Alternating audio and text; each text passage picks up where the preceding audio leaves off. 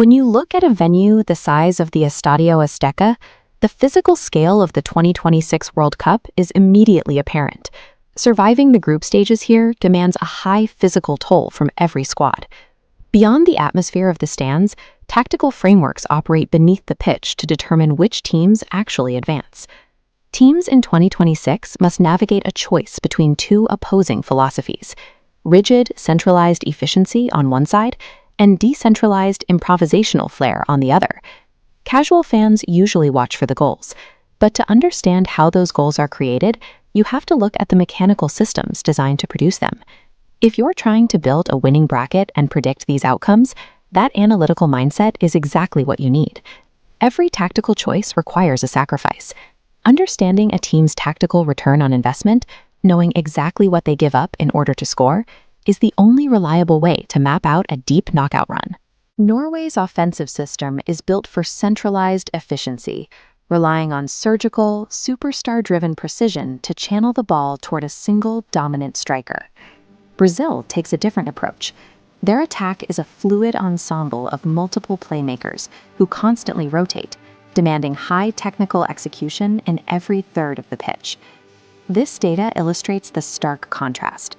Norway requires very few passes to generate a goal, relying on direct pass, while Brazil dominates total possession to control the game. This sets up our central dilemma. Between these two distinct statistical profiles, which one is better equipped to break down a well-organized defense? To find the answer, we have to look past the national hype and stress test the structural vulnerabilities baked into both of these squads. Norway absorbs pressure by sitting in a rigid 4-5-1 block. It's narrow and deep, specifically designed to restrict central space. Sitting that deep is only viable if there is a reliable way out. For Norway, that escape route runs through one elite creative node, scanning the field from deep positions. The mechanics are simple. One precise, rapid action bypasses the entire midfield, connecting directly with a runner in open space. This heat map shows the resulting expected goals.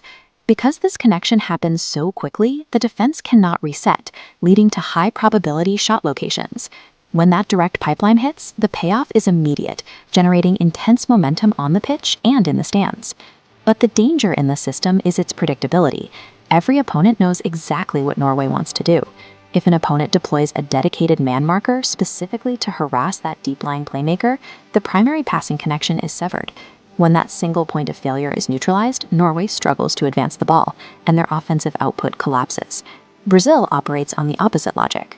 Their decentralized setup demands heavy possession and constant motion to drag defenders out of position. To succeed in those contested areas, the system requires flawless individual ball control and the ability to win one-on-one isolations. As players interchange positions, they create overlapping passing triangles. It's effective against man marking because passing angles change every second. But look at the structural cost. By committing central midfielders to attacks, Brazil vacates the middle. This creates a high wire act, producing football that electrifies their supporters, but carries significant risk. This specific vulnerability is a nightmare against any team built to launch rapid counterattacks into empty space. Brazil's system has a high offensive ceiling, but by emptying out their midfield, they risk structural collapse on the transition.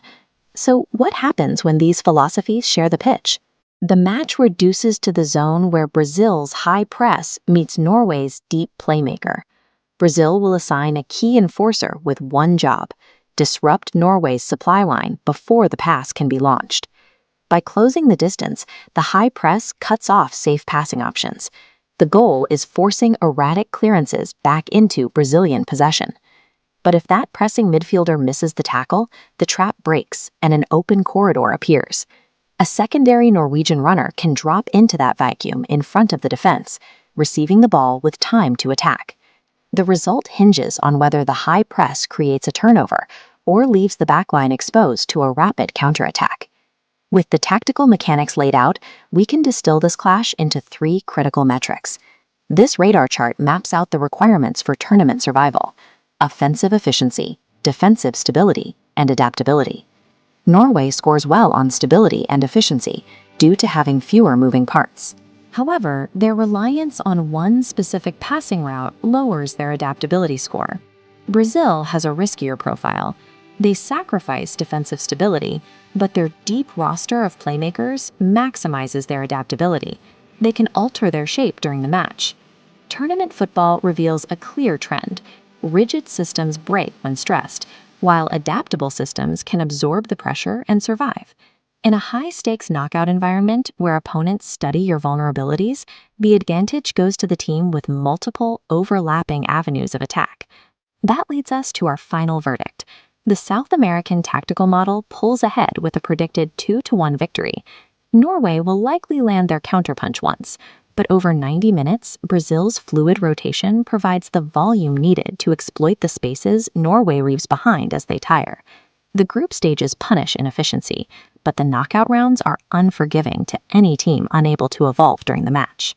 Do you trust the rigid structure or the fluid chaos?